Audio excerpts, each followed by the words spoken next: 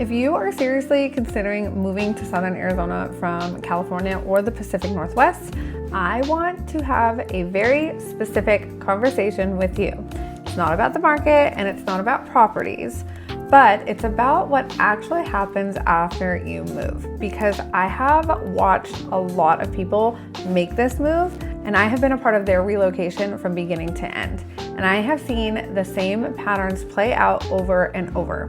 The things that are harder than people expected, the things that are better than people expected, and the moments that confirm the decision was right for them. I want to tell you all about all of them.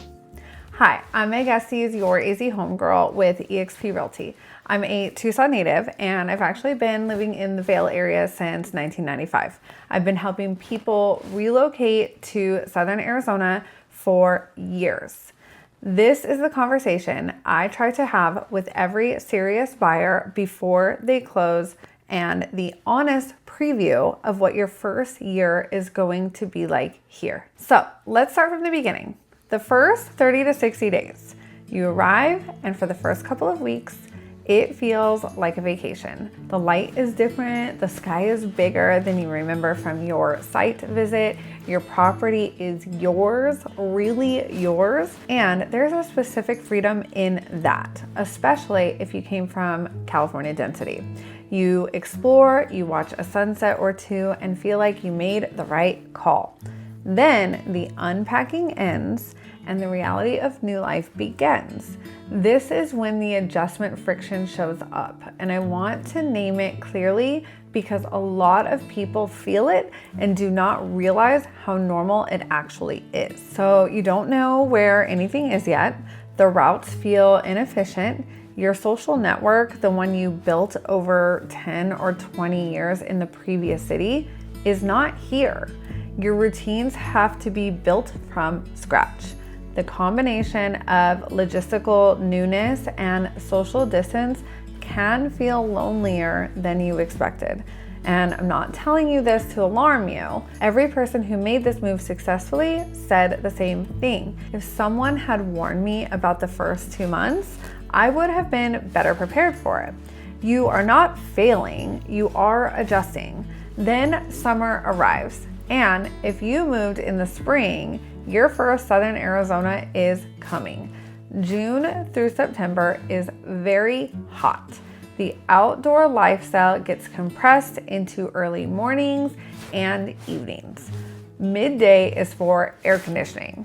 And here is what I consistently hear from people who navigated their first summer well. They planned for it. They set up a morning ride or hiking schedule.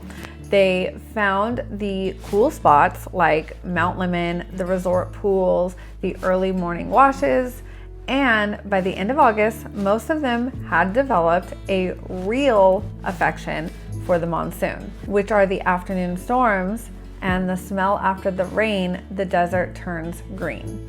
The people who struggled in their first summer are the ones who arrived in June without a plan and spent 3 months fighting the climate instead of adapting to it. This is manageable, but it can be a challenge. So preparation matters. By months 5 through 7, something begins to shift. You start to find your people.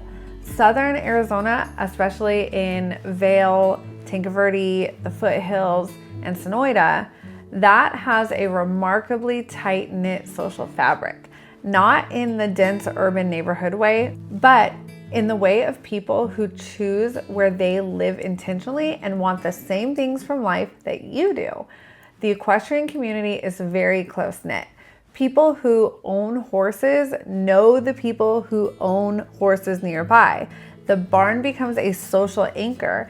Events like trail rides, community gatherings, those start to fill the calendar in a way that feels earned and genuine.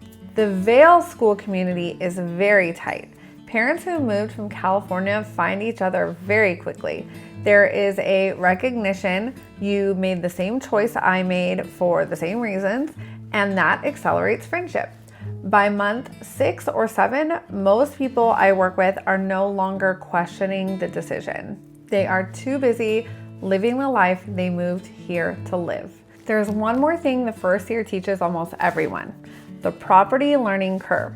Living on acreage in the desert is different from a subdivision.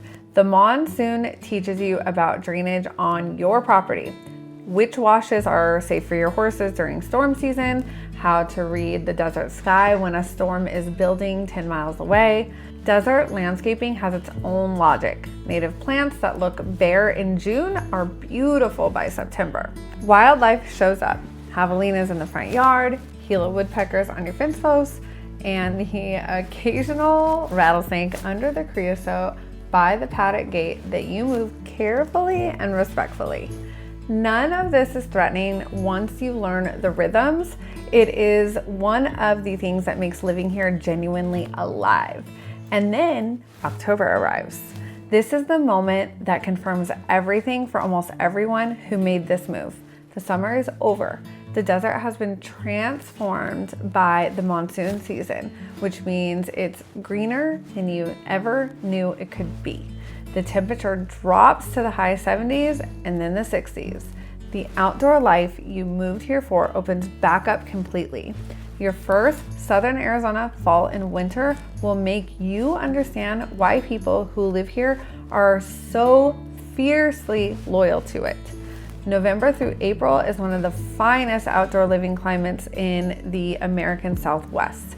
Riding horses in 65-degree weather in November, hiking the Catalinas in December with snow caps visible from the trails, sitting on your back porch in February and watching the saguaros glow at sunset while people in your home state deal with icy gray skies.